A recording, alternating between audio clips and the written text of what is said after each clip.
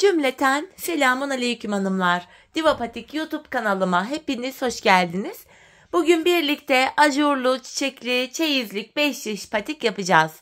Ben patiğimde krem, sarı ve yeşil olmak üzere 3 tane normal patiklik ip kullandım. Şişlerim 3 numara. Hemen modelimi de gösteriyorum. İşte hanımlar, modelimiz bu şekilde. Daha öncesinde 2 şiş olarak yapmış olduğum modelimi yoğun istek üzerine bu şekilde 5 şiş olarak çalıştım. Patiğimizin tabanı böyle, kenarları, topuk kısmı. Model bu. Hanımlar, bu patik benim elimin ölçülerine göre 37-38 numara ayaklar için uyumlu oldu. Hemen patiğimi kenara bırakıyorum.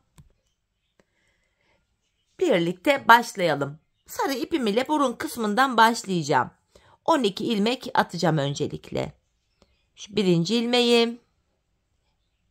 2, 3, 4, 5, 6,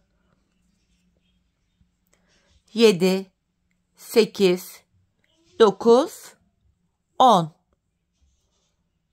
11 ve 12. 12 ilmeğimi attım.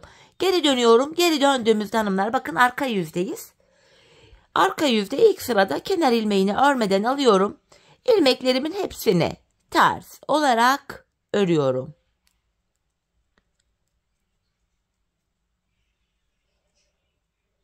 Sonuncuyu da ters ördüm. Geri dönüyorum, ön yüzdeyiz. Artık düz örgü uygulaması yapacağız. 5'e de geçeceğiz. Kenar ilmeğini aldım. Şu ikinci ilmeğim. 3, 4, 5, 6 ilmeğimi ördüm. Kalan 6 ilmeğimi de diğer şişimle örüyorum. Şimdi hiç geri dönmeden ilk başladığımız yerden 3. şişimize ilmekler çıkaracağım. Hemen hanımlar, ilk ilmeğimi hemen şu kenara, ilmeğin iki kanadına birden girerek çıkartıyorum. Devamında ilmek çıkartabilmek için de tığımdan yardım alıyorum bu şekilde. Başlangıç yerlerine girerek ilmek çıkartıyorum. Şişime takıyorum. Başlangıç yerlerine ilmeğin iki kanadına birden girerek ilmek çıkartalım hanımlar. Patik burnumuz daha sağlam oluyor. Şu 5. ilmeğim. Bir ilmek daha çıkarttım. 6. Şimdi bir 6 ilmek daha çıkaracağım. Onu da 4. şişime takacağım. Şu 1. ilmeğim. 2, 3, 4, 5 ve hemen şu kenara girerek bir ilmek de buradan çıkarttım. 6. 4 şişimizde de 6'şar ilmeğimiz oldu. 5. şişimi aldım, örmeye başlayacağım. Bir sıra ilmeklerimizi düz olarak öreceğiz. 5 şiş patikte bir sıra dediğimiz olay şudur. 4 şişimizdeki ilmekleri de örüp tamamlayınca bir sıra örmüş oluyoruz. Şimdi ikinci şişime geldim. Boşalan şişimiz ile sıradaki şişteki ilmeklerimizi örüyoruz. 5 şiş patik dolana dolana örülüyor bu şekilde. 3. şişime geldim. Buradaki 6 ilmeğimi de sırasıyla düz olarak örüyorum. 4. şişime geldim. Buradaki 6 ilmeğimi de yine düz örüyorum. Böylece bir sırayı tamamlamış olduk hanımlar. İlk şişime geldim. 1. şişimize geldik.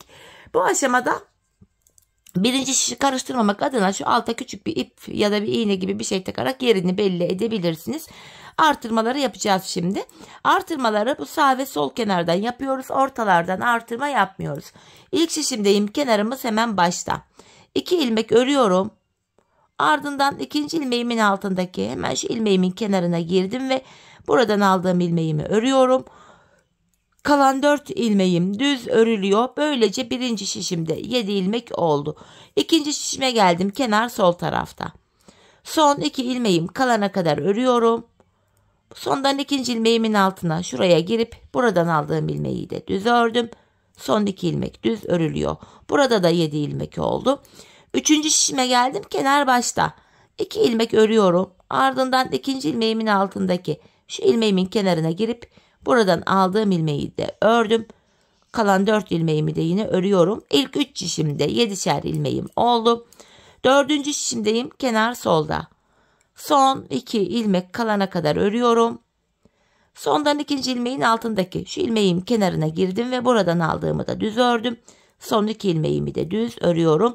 4 şişimizde de 7'şer ilmeğimiz oldu. Bir sıra artırma yaptık. Şimdi bir sıra 4 şişimdeki 7 ilmeğimi de artırma yapmadan öreceğim.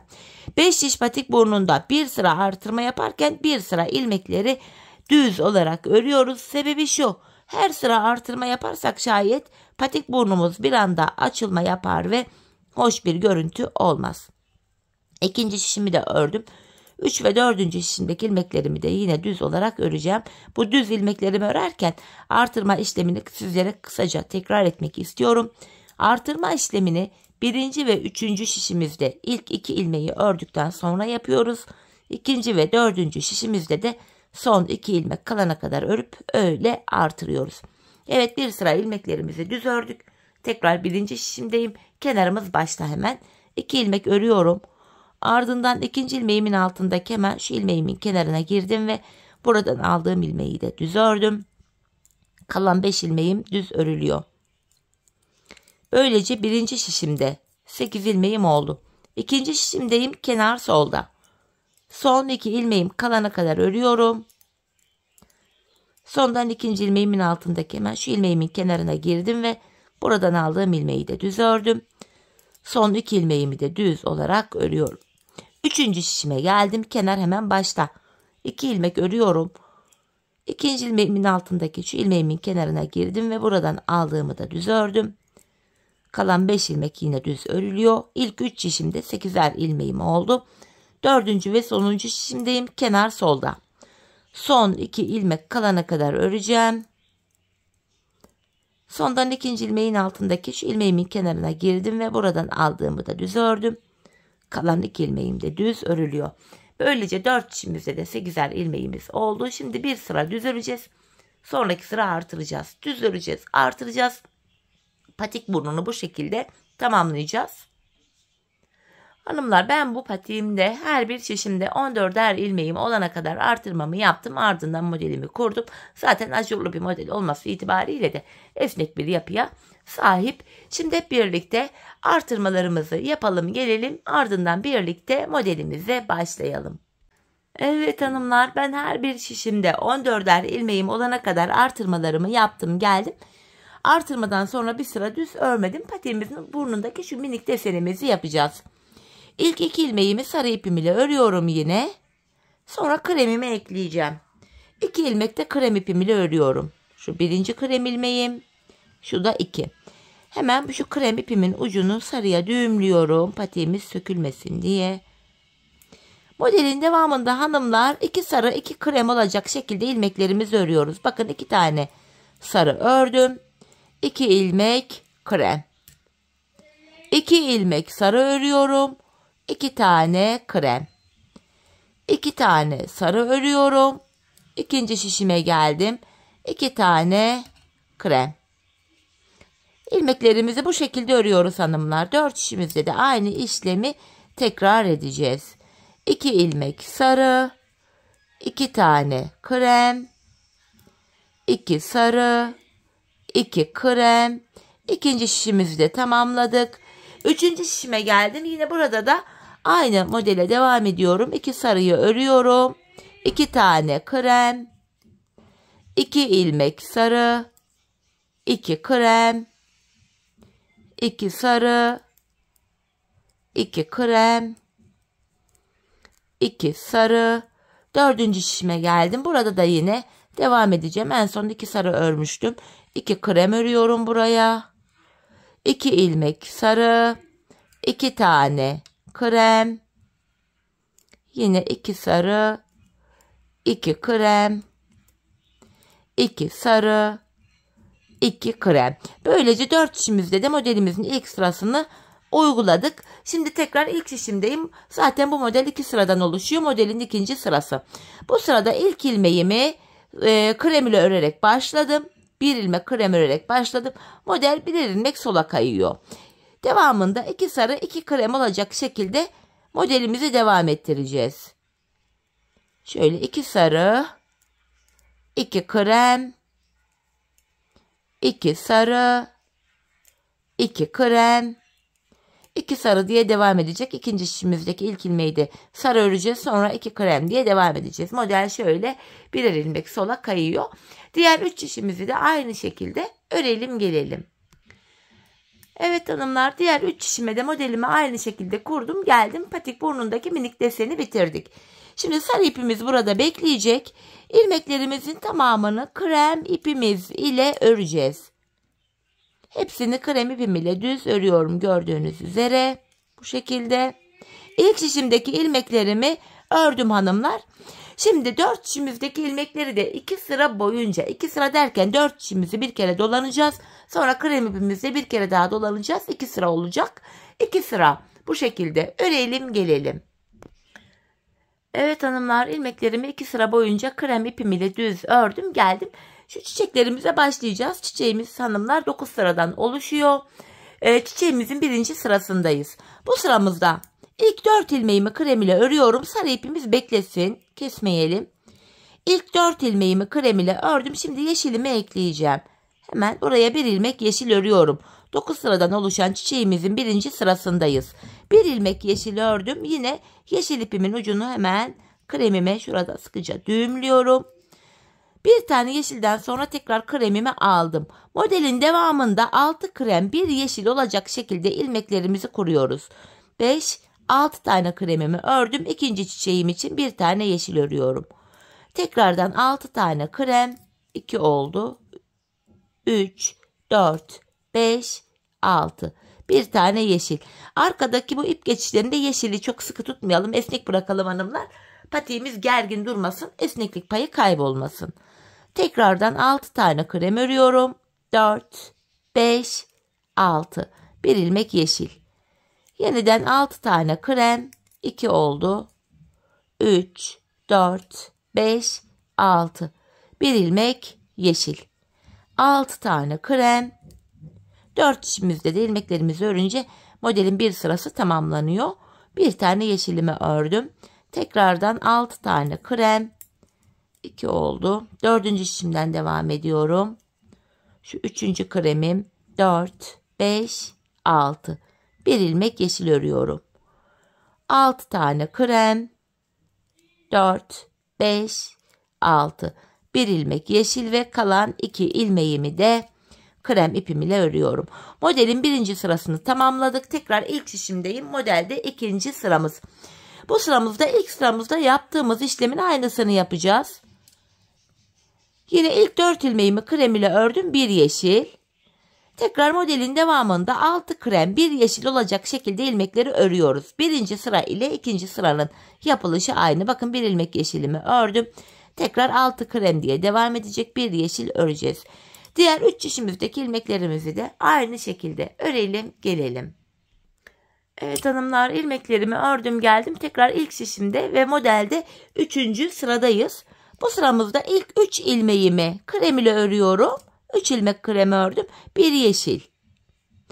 Yine modelin devamında hanımlar 6 krem 1 yeşil olacak şekilde ilmekleri örüyoruz. Bakın 5, 6 krem ördüm, bir yeşil. Bu yeşil yaprağımız böyle sağa doğru bir ilmek kaymış oluyor. Yine 6 krem 1 yeşil olacak şekilde ilmekleri öreceğiz. Bakın 3 krem oldu. İkinci şişimize 4, 5 ve 6. kremi öreceğim, bir yeşil. Yine devamında 6 krem 1 yeşil olacak şekilde ilmekleri öreceğiz. Diğer 3 şişimizi de aynı şekilde örelim gelelim.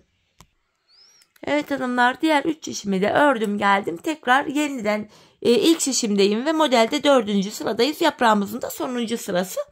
Bu sıramızda da yine ilk 2 ilmeğimi krem ile ördüm. Yaprağımız bir ilmek daha sağa kayacak. Bir tane yeşil örüyorum. 2 kremden sonra bir yeşil ördüm. Modelin devamında yine 6 krem 1 yeşil olacak şekilde ilmeklerimizi öreceğiz. 3, 4, 5, 6. Bir tane yeşil örüyorum. Tekrardan 6 krem 1 yeşil diye 4 şişimizde de aynı işlemi devam ettireceğiz. Bakın 4 kremi ördüm. İkisini ikinci şişimden alarak öreceğim. Bir yeşil. Sonrasında 6 krem 1 yeşil devam edeceğiz. Şekil bu. Diğer 3 şişimizi de aynı şekilde örelim gelelim. Evet hanımlar, ilmeklerimi ördüm geldim. Tekrar ilk şişimdeyim. Yaprağımız bitti. Çiçeğimize başlayacağız. Bu aşamada sarı ipimizi kullanacağız. Sarı ve krem ipimizi. 1, 2, 3 ilmek krem örerek modele başladım. Alttan şöyle sarı ipimi alıyorum. Modelde 5. sıramız. 2 tane sarımı örüyorum. Şöyle 2 sarı. Tekrar kremimi aldım. Model aralarında bu defa 5 kremimiz var. 2, 3, 4, 5. Hemen yanına 2 ilmek sarı örüyorum. Tekrardan 5 krem diye devam edeceğiz. Modelin bu sırası 5 krem 2 sarı olacak şekilde devam edecek. Bakın şeklimiz bu. Ve bu aşamada hanımlar artık şu yeşil ipi de kesip arkaya düğümleyebiliriz. Yeşil ile işimiz kalmadı. Diğer 3 şişimizdeki ilmekleri de yine ilk şişimizde olduğu gibi 5 krem 2 sarı olacak şekilde örelim gelelim. Evet hanımlar, ilmeklerimi ördüm geldim. Tekrar ilk şişimde ve modelde 6. sıradayım. İlk ilmeğimi krem ile örerek başladım. Yani bir tane krem ördüm. Hemen sarı ipimi alıyorum. 4 ilmek sarı öreceğim. 1, 2, 3, 4. Bu defa model aralarına 3 tane krem örüyoruz. Bir krem ile başladım. 4 sarı ördüm. Model aralarında 3 krem var. Yeniden 4 tane çiçeğim için sarıyı örüyorum. Araya 3 tane krem. 3 krem 4 sarı olacak şekilde çiçeklerimizi yapacağız. Çiçeklerimizin görüntüsü böyle. Modelde 6. sıramız. Diğer 3 şişimizdeki çiçekleri de bu şekilde örelim gelelim. Evet hanımlar, ilmeklerimi ördüm geldim. Şimdi tekrar ilk şişimde ve modelde 7. sıradayım. İlk ilmeğimi krem ile örerek başlıyorum. Çiçeğim için 2 sarı, 1 krem, 2 sarı örüyorum. Bu şekilde ilk çiçeğimizi yaptık. Bu defa çiçek aralarında 2 kremim var. 2 kremi ördüm. Yeniden çiçeğimi yapacağım. 2 sarı, 1 krem, 2 sarı. Yine çiçek aralarında 2 tane kremimiz var. 1, ikinci şişimden devam ediyorum. Şu da 2. kremim. Bir diğer çiçeğimi yapacağım. 3. çiçeğimi. 2 sarı, 1 krem, 2 sarı. Çiçek arası için yine 2 ilmek sarıyı ördüm. Diğer çiçeğimi yapıyorum. 2 sarı, 1 krem, 2 sarı. Ve yine çiçek arasına 2 tane krem örüyoruz. Bu şekilde 3. şişimizden de 2. kremi alacağız. Sonra diğer çiçeklerimizi 3 ve 4. şişimizde de tekrar edeceğiz. Şimdi diğer 2 şişteki çiçeklerimizi de ilk 2 şişte olduğu gibi tamamlayalım gelelim. Evet, çiçeklerimi ördüm geldim hanımlar. Şimdi de modelimizde 8. sıradayım. Bu sıramızda ilk 2 ilmeğimi krem ile örüyorum. 2 tane krem ördüm. 4 tane sarı. 1, 2, 3, 4. Bu şekilde. Yine çiçek aralarında 3'er kremimiz var. 1, 2, 3 tane krem örüyorum. 4 ilmek sarı. 3, 4. Tekrardan 3 tane krem öreceğim. 4 sarı diye devam edecek. Çiçeğimizde 8. sıramız bu. Diğer 3 şişimizdeki çiçeklerimizi de aynı şekil örelim gelelim. Evet hanımlar, çiçeklerimi ördüm geldim. Şimdi modelimizde yine ilk şişimizde 9. ve sonuncu sıradayız. Bu sıramızda ilk 2 ilmeğimi krem ile örerek başladım. Yanına 2 tane sarı öreceğim. Bu defa model aralarında 5 tane kremim var. 1, 2, 3, 4, 5. Tekrardan 2 ilmek sarı örüyorum. Model arasına 5 krem. Bu sıramızda da 2 sarı 5 krem olacak şekilde ilmeklerimizi örüyoruz. Şöyle diğer 3 şişimizi de örüp gelelim. Evet hanımlar, çiçeklerimizi ördüm geldim. Şimdi çiçeğimiz bitti. İlmeklerimizin tamamını krem ipimiz ile düz olarak öreceğiz. Artık sarı ipimizi de kesip arkaya düğümleyebiliriz. Çünkü renkli iplerimizle işimiz kalmadı. Modelin devamında sadece krem ipimizi kullanacağız. Bu şekilde ilk şişimdeki ilmeklerimi ördüm. Hanımlar şimdi 3 sıra boyunca yani 4 şişimizi 1, 2, 3 kere krem ipimizle düz örerek dolanacağız. Bu şekilde 3 sıra krem ipimiz ile ilmeklerimizi örelim gelelim, ardından ajurlu modelimize başlayacağız. Evet hanımlar, 3 sıra ilmeklerimi düz ördüm geldim. Şimdi şu ajurlu modelimize başlayacağız. Toplamda 1, 2, 3, 4, 5 tane ajurlu modelimiz var. Yapacağımız işlem şu hanımlar. İlk 2 ilmeğimi normal örüyorum. Ardından ipimi şişime bir kere doladım. öndeki 2 ilmeğimi kesiyorum. İlk ajurlu modeli yaptık. 2 ilmek ördük, ipimizi şişimize doladık, öndeki 2 ilmeği kestik. Şimdi 3 ilmek düz örüyorum. 1, 2, 3. Tekrardan ipimi şişime doladım, öndeki 2 ilmeği kestim. Yeniden 3 ilmek öreceğim. 1, 2, 3. İpimi şişime doluyorum, öndeki 2 ilmeği kesiyorum. Her 3 ilmekte bir ajurumuzu yapıyoruz. İkinci şişime geldim. En son ajur yapıp kesmiştik. Tekrar 3 ilmek düz öreceğim. İpimi şişime doluyorum. Öndeki 2 ilmeği kestim. Yine 3 ilmek örüyorum. 2, 3. İpimi şişime doladım. Öndeki 2 ilmeği kestim. Ve kalan 4 ilmeğimi düz örüyorum. Modelimizin ilk sırasını yaptık hanımlar. Bu ajurlu modeli sadece patiğimizin üstüne kuruyoruz. Alt gördüğünüz gibi düz örülüyor. Şu tabandaki 2 şişteki ilmeklerimizi düz örelim gelelim. Evet, tabanımızı ördük geldik. Şimdi ön yüzdeyiz. Bir önceki sırada ajurlu modelimizi yapmıştık. Bu sıramızda ilmekler düz örülüyor. Bir sıra ajurlu modelimizi kurarken bir sonraki sırada model yapmıyoruz. İlmeklerimizi düz olarak örüyoruz. Bu şekilde ilk şişimdeki ilmeklerimi ördüm. Şimdi ikinci şişime geldim. Buradaki yine ilmeklerimi de düz öreceğim. İlk 2 şişe ön yüzde model kurulumu yapıyoruz.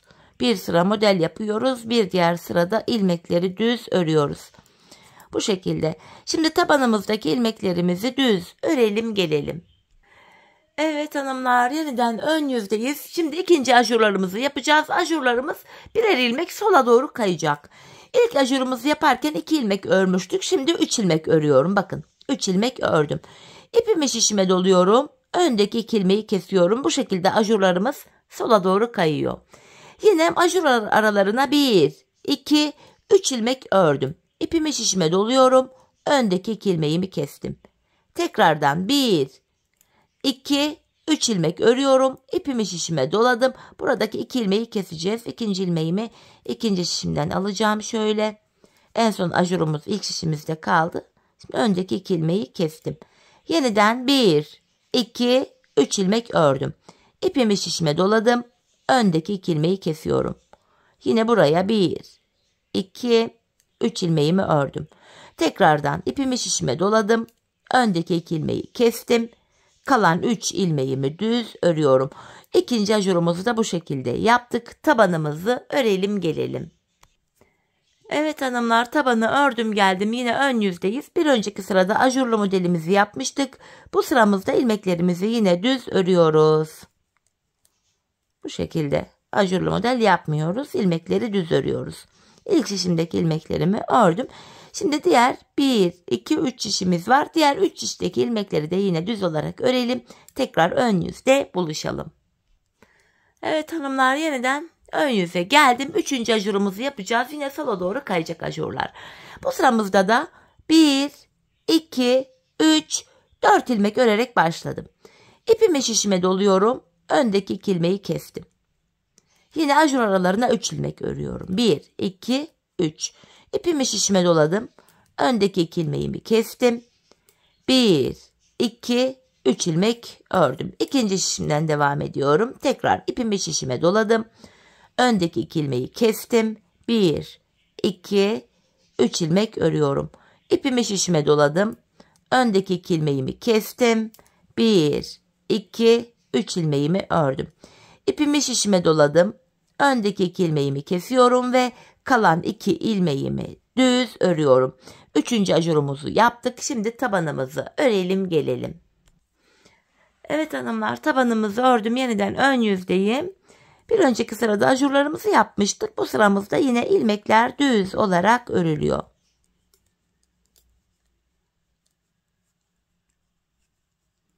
Bu şekilde ilk şişimdeki ilmeklerimi düz ördüm. Diğer 3 şişimizi de yine düz örelim. Ön yüzde buluşalım. Evet hanımlar, ilmeklerimi ördüm. Ön yüzdeyiz. Artık 4. ve sonuncu ajurumuzu yapacağız.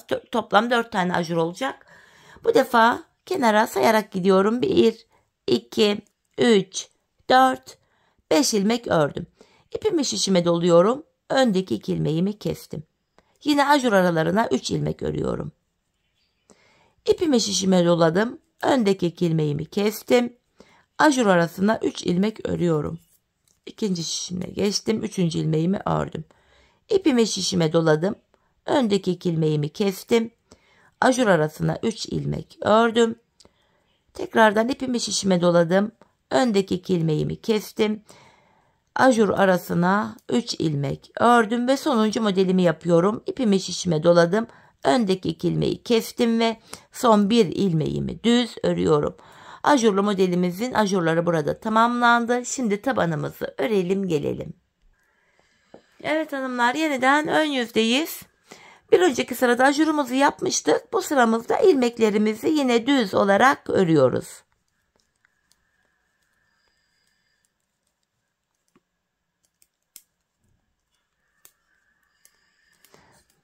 Evet, şimdi bu hanımlar ajurdan sonra 4. ajurumuz bitti. Bu sırada ilmekleri düz örüyorduk. Şimdi diğer 3 şiştekileri de düz örelim gelelim. Evet hanımlar, ilmeklerimi düz ördüm. Şimdi tekrar ön yüzdeyiz. Tekrardan ilmeklerimizi bir kere daha düz öreceğiz. Yani 4. ajurdan sonra 2 kere düz öreceğiz. Sonrasında minik pomponlarımızı yapacağız. Yine gördüğünüz gibi bu sırada da ilmekleri düz örüyoruz. 4. yani sonuncu ajurdan sonra ilmekler 2 sıra düz örülüyor. Bu şekilde. Yine diğer 3 şişimizi örelim gelelim. Evet hanımlar, ilmeklerimizi ördüm geldim. Şimdi tığımı hazırlıyorum. Bakın, şu pomponlarımızı yapacağız. Şuradaki tam ajurların tepelerine minik pomponları yapıyoruz. Bu aşamada kenara 1, 2, 3, 4, 5 ilmek ördüm. Bakın, ajurumun tam tepesindeki ilmeğe geldim. Şimdi tığım ile yapacağım. Buradaki ilmeğimin içinden şöyle tığım ile bir ilmek çıkarttım. 2 zincir çekiyorum. Trabzan yapıyorum. İpimi tığıma doladım. Aynı ilmeğin içine tekrar girerek bir ilmek çıkarıyorum. Yine ikili trabzan yapacağım. 1, 2. Tekrar ipimi tığıma doluyorum. Aynı ilmeğin içine girerek ilmek çıkarttım. Yine 1, 2 kez çıkıyorum. Bakın, burada 3 tane trabzan oldu. Üçünü birden şöyle topluyorum. Şimdi hanımlar, pomponlar iç tarafı arkaya kaçmasın, patiğin üst bölümünde sabit dursun diye şöyle tığımı arkadan geçirerek şöyle ön yüze aynı ilmeğin içine şöyle takıyorum. Buradan şöyle tığım ile bir ilmek çıkartıyorum. Bakın, pomponu buraya sıkıştırdım. Bu tığımdaki 2 ilmeği birden topluyorum. Bakın, ilk pomponumuzu yaptık. Şöyle. Gördüğünüz gibi ilk pompon yapıldı. Şimdi hanımlar, bu model aralarına yine ilmeklerimizi öreceğiz. Çünkü bu ajurların tepe noktalarına bu pomponlarımız yapılacak. Şimdi ilmeklerimi örüyorum. 1, 2, 3, 4. 4 ilmek ördüm. Bakın, sıradaki ajurun tepe noktasına geldim. Aynı pomponu buraya da yapıyorum. Şöyle oradan tığım ile bir ilmek çıkarttım sıradaki ilmekten. 2 zincir çektim. Yine ipimi tığıma doluyorum. Aynı ilmeğe girerek tekrar ilmek çıkarıp şöyle 2 seferde çıkıyorum. Yani trabzan yaptım. Yine ipimi tığıma doladım. Aynı yere girip ilmek çıkarttım. 1, 2 seferde çıkıyorum. Buraya 3 trabzan yaptıktan sonra bu 3 ilmeğin üçünü birden topladım. Yine tığımı şöyle arkadan ön yüze doğru getirerek şuradan şöyle bir ilmek çıkartıyorum. Tığımdaki ilmekleri topluyorum ve ilmeğimi şişime taktım. İkinci pomponu da yaptık. Yine araya 1, 2, 3. İkinci şişime geldim. 4 ilmeğimi ördüm. Tekrar buraya da aynı pomponumuzu yapıyoruz hanımlar. İlk 2 pomponla aynı şekilde bu üçüncüyü de yapıyoruz. Buraya şöyle 3 tane trabzan yapıyorum. Bu 3 ilmeğin üçünü birden topladım. Şöyle arkadan öne doğru başlangıç ilmeğin içine girerek ilmeğimi çıkartıyorum. Burayı şöyle topladım. Bu ilmeğimi şişime aktardım. Üçüncü pomponumuzu da yaptık. Araya yine 1, 2, 3, 4 ilmeğimi ördüm. Dördüncü pomponumu da yapacağım. Şöyle. İlk 3 pomponla aynı şekilde yine dördüncü pomponumuzu da yapıyorum. 3 tane şuraya şöyle trabzanımı yaptım. Üçünü birden topluyorum. Şöyle tığımı arkadan öne doğru geçirip başlangıç ilmeğinin içinden yine şöyle bir ilmek çıkartıyorum ve burayı şöyle toparladım. Pomponumuzu oluşturdum. Yine araya 3-4 tane ilmek örüyorum. 1, 2, 3, 4 ve sonuncu pomponumu yapacağım. Yani 5. pomponumu. Yine 2 tane zincir çektim. İpimi tığıma doluyorum. Aynı yere girerek yine bir trabzan daha oluşturdum. Tekrar aynı yere girerek 3. trabzanımı oluşturdum. Tığımdaki 3 ilmeğin 3'ünü topladım. Yine arkadan öne doğru girerek ilmek çıkartıyorum ve tığımdaki ilmeklerimi topladım. İpimi şişime taktım. Hemen yanındaki 2 ilmeğimi ördüm. Bu şekilde pomponları da tamamladık. Tabanımızı örelim gelelim. Evet hanımlar, tabanımızı ördüm geldim. Yeniden ön yüzdeyiz. Bir önceki sırada pomponlarımızı yapmıştık. Artık bu sıramızda da ilmeklerimizi yine düz olarak öreceğiz. Bakın pompon yaptığımız ilmeğimiz dahil hepsini düz örüyoruz. Bu şekilde. İlk şişimdeki ilmeklerimi ördüm. Şimdi hanımlar 4 şişimizdeki ilmeklerimizi de 3 sıra boyunca, yani 3 kere 4 şişimizi de krem ipimiz ile düz örerek dolanacağız. 3 sıra örelim gelelim. Evet hanımlar, ilmeklerimi 3 sıra düz ördüm geldim. Şimdi bilek ayrımını, yani şurayı yapacağız. Yine ilk şişimdeyim. Son bir ilmeğim kalana kadar ilmeklerimi örüyorum.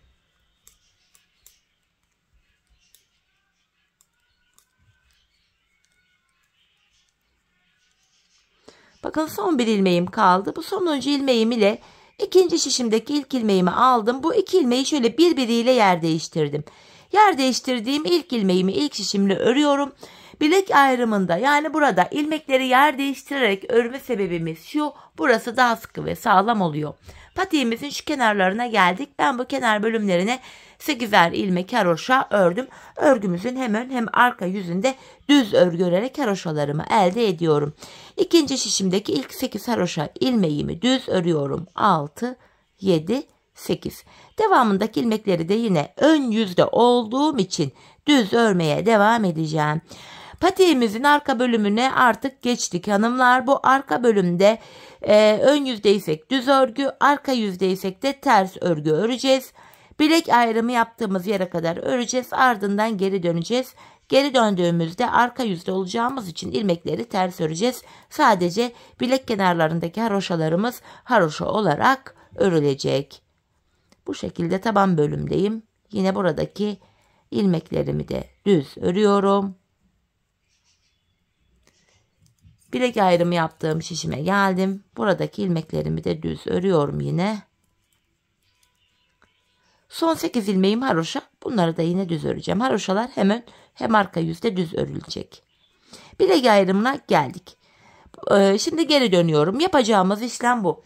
Bilek ayrımına kadar öreceğiz, geri döneceğiz, öreceğiz, geri döneceğiz. Ben sonuncu ilmeklerimi ördüğüm için ilkini örmeden aldım. Bu kenar ilmeğim ile birlikte toplam 8 ilmek haroşamı örüyorum. Bakın 3, 6, 7, bir daha ördüm 8. Bakın burada bir diş haroşamız oluştu. Diğer ilmekleri de şu an arka yüzde olduğum için ters olarak örüyorum. Diğer şişime geçtim. Burada da yine ilmeklerimi ters öreceğim. Hanımlar, patiğimizin arkasında yapacağımız işlem bu kadar. Bilek ayrımına kadar örüyoruz, geri dönüyoruz, örüyoruz, geri dönüyoruz. Ön yüzdeysek eğer düz örgü, arka yüzdeysek de ters örgü uygulaması yapıyoruz. Sadece bilek kenarlarındaki 8'er ilmek haroşamızı haroşa olarak örmemiz gerekiyor. Arka bölüm bundan ibaret. Son şişime geldim. Yine buradaki ilmeklerimi ters öreceğim.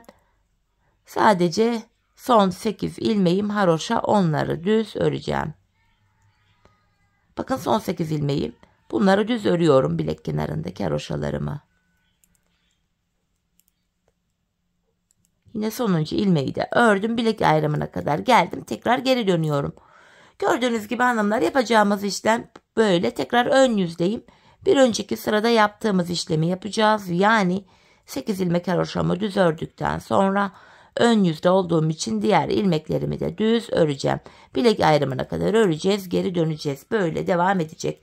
Şöyle baktığımızda şu kenarlarda birer diş haroşamız oluştu. Ben bu patiğimin şu arka bölümüne, şuraya 15 sıra haroşa ördüm. Benim elimin ölçülerine göre tam oldu. Sizler bu aşamada patiğinizi örerken mutlaka ayağınıza giyin, deneyin hanımlar. Ayağınıza ölçün. Ben 15 yaptım ama belki 15 size küçük gelecek, belki büyük gelecek. Bu tamamen ölçülere göre değişiklik gösterebilir. Patiğinizin arka bölümünü topuğunuzun kenarına gelene kadar örmeniz gerekiyor. Bu şekilde ölçü alarak yaparsanız patik ayağınıza tam olur. Şimdi hep birlikte ölçülerimize göre arka bölümü örelim gelelim. Ardından birlikte topuğumuzu keseceğiz. Evet hanımlar, patiğimin arkasını ördüm geldim. Burada 15 sıra haroşam var. Bu aşamada bilek ayrımından sonra bakın şu bölüm genişlediği için ilmeklerin hepsi dümdüz duruyor. Tek şişte toplanacak duruma geldi. Ben bu aşamada topuk kesiminde bana kolaylık sağlasın diye sol tarafa, ön yüzden baktığımızda şu sol tarafa 24 ilmek ayırdım. Kalan ilmeklerin hepsini sağ şişime taktım. Şimdi topuğumuzu örmeye başlayacağız. Bu topuk bölümünde kenardaki 8 ilmek haroşamızı yine haroşa olarak örüyoruz. Model bütünlüğü sağlansın diye. 8 haroşamı ördüm. Ön yüzdeyim. Yine ilmeklerimi düz olarak ve sayarak örmeye devam edeceğim. 8, 9, 10, 11, 12, 13, 14, 15, 16, 17, 18, 19, 20, 21, 22, 23 ilmek ördüm. 24. ilmekte öndeki 2 ilmeği birlikte keserek örüyorum. 23 ördüm, 24'te kesim yaptım. Zaten bu sol tarafa da 24 ilmek ayırmıştık. Topuğumuz için orta kısma baktığımızda 7 ilmek kaldı. Bu 7 ilmek her seferinde birer birer kesilecek, eksilecek, bitecek ve böylece topuğumuz oluşacak. Şimdi yapacağımız işlem şu. Kesimden sonra geri dönüyorum. Arka yüzdeyim. İlk ilmeğimi örmeden aldım. Arka yüzde olduğum için diğer ilmeklerimi ters olarak örüyorum. Sadece kenarda son 8 haroşa ilmeğimi düz öreceğim. Bakın son 8 ilmeğim kaldı. Haroşalarım, bunları düz olarak örüyorum.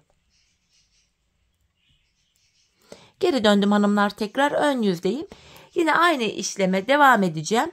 Yani ilk 23 ilmeğimi öreceğim. 24. ilmekte kesimimi yapacağım.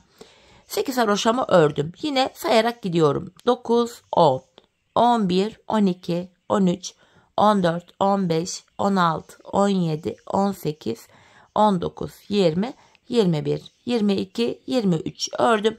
24. de öndeki ikisini kesiyorum. İkinci kesimimi yaptım. Bir önceki sırada burada 7 ilmek vardı. Şimdi baktığımızda 1 ilmek eksildi. 6 ilmek kaldı. Kesim yaptık hanımlar. Yine geri döneceğiz. Arka yüzde ilmekleri öreceğiz. Ön yüzde tekrar 23 örüp 24. de kesimi yapacağız.